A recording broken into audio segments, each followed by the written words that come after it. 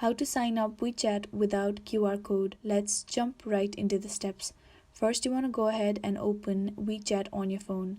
Then you want to tap on login, that is on the bottom left corner. Now you want to tap on more options on the bottom and tap on help center. Then you want to go ahead and tap on send feedback on the top right corner. Now put your platform, select your reason, select categories. Then you want to select your issues, what is going on there. So now after that you want to put description.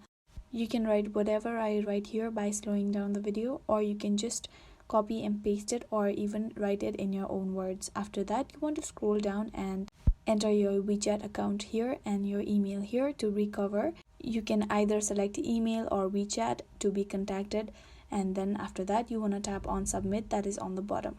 And after that you'll be able to sign to WeChat without your QR code. I really hope this video helped you out. Thank you so much for watching till the very end.